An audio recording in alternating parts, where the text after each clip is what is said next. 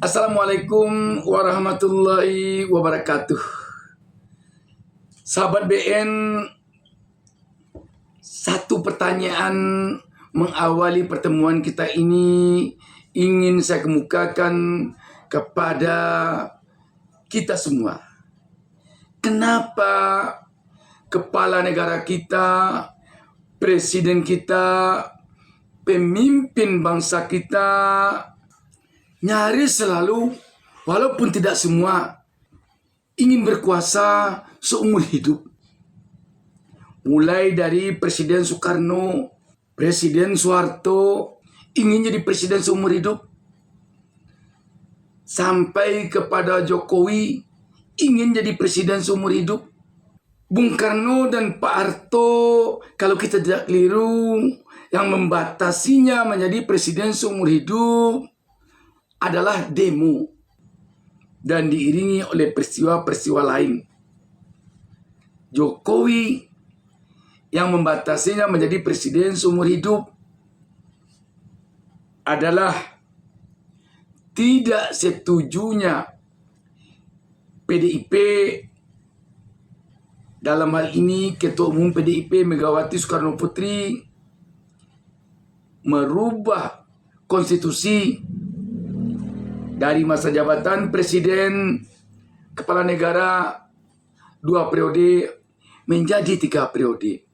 Kalaulah Megawati setuju dan mau merubah konstitusi menjadikan masa jabatan presiden kepala negara dari 2 periode kepada 3 periode, kita yakin setelah 3 periode akan tambah lagi periodenya dan seterusnya sampai menjadi presiden seumur hidup. Bagaimana dengan Presiden Prabowo sekarang ini?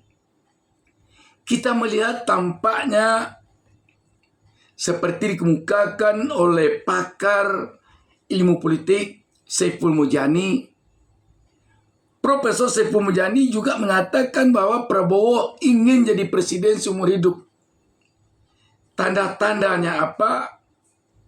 Dengan diwacanakannya pilkada kembali ke DPRD, maka terkesan di sini ada keinginan Prabowo untuk menjadi presiden seumur hidup. Apa kaitannya presiden seumur hidup dengan wacana kembali pilkada dari pemilihan langsung ke pemilihan di DPRD? Karena dengan dipilihnya kepala daerah oleh DPRD, maka partai-partai akan sangat berkuasa untuk menentukan siapa yang akan menjadi kepala daerah di suatu daerah. Dan juga kapan kepala daerah harus diberhentikan. Kalau ketua-ketua partai telah menjadi sangat berkuasa untuk menentukan siapa yang akan dijadikan kepala daerah dan kapan kepala daerah akan diberhentikan di tengah jalan, maka presiden kepala negara tentu sudah sangat mudah menentukan keinginannya tentang siapa yang akan dijadikannya kepala daerah dan siapa yang akan ditukarnya kepala daerah itu apabila tidak sesuai dengan keinginannya atau katakanlah yang tidak patuh kepadanya. Karena dia hanya bisa menghubungi ketua-ketua partai saja.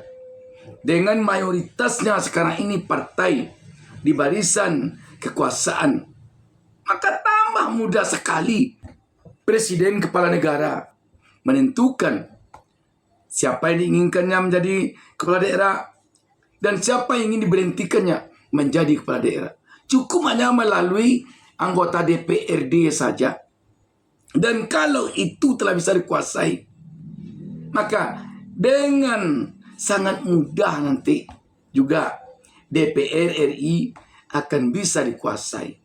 Kalau DPR RI telah bisa dikuasai melalui ketua-ketua partai, maka sistem pemilihan presiden kepala negara akan sangat mudah dibawa kepada sistem yang bisa diatur oleh presiden kepala negara. Kalau rasa-rasanya presiden kepala negara akan bisa mengatur keinginannya untuk menjadi presiden kepala negara melalui pemilihan di MPR, yang kita tahu MPR itu terdiri dari anggota DPR juga bersama anggota DPD, maka dengan sangat mudah presiden kepala negara nanti akan bisa mengatur ketua-ketua partai ini untuk merubah konstitusi agar pemilihan presiden secara langsung dikembalikan kepada MPR atau parlemen. Kalau demikian, apakah tidak mungkin presiden seumur hidup? Mungkin.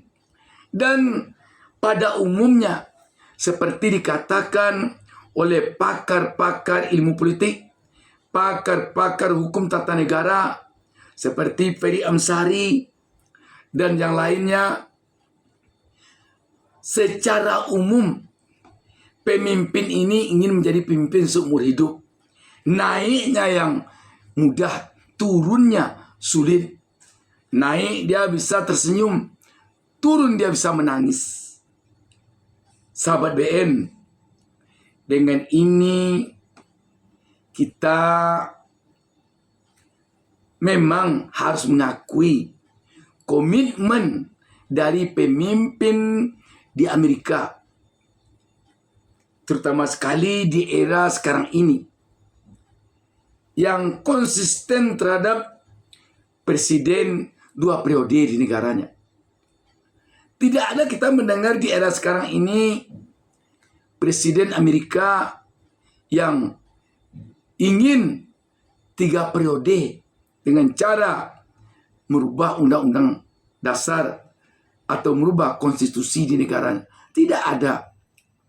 Kita tahu dulu Obama itu bagaikan artis yang dielu-elukan di seluruh dunia. Kalaulah ditanya kepada rakyat Amerika waktu itu, rakyat Amerika sudah dapat dipastikan mayoritas menginginkan kembali Obama jadi presiden untuk yang 3 kali.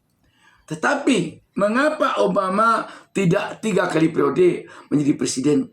Karena Obama sendiri tidak mau merubah konstitusinya demi untuk menjadikannya presiden 3 periode.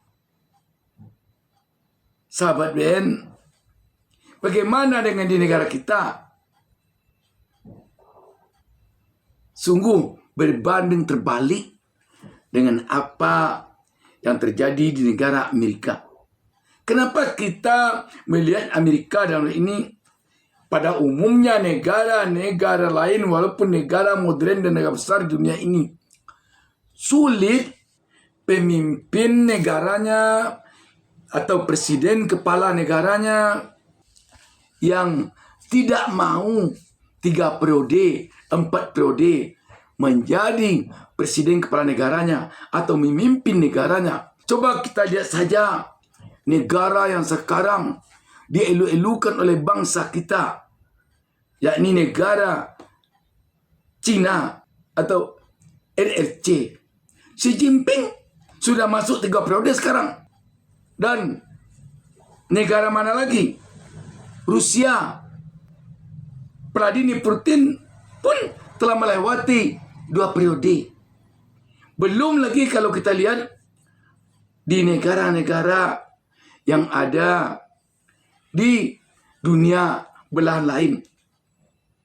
Sahabat BN, harusnya kita menyadari yang wajar, yang pantas menjadi kepala atau pemimpin seumur hidup itu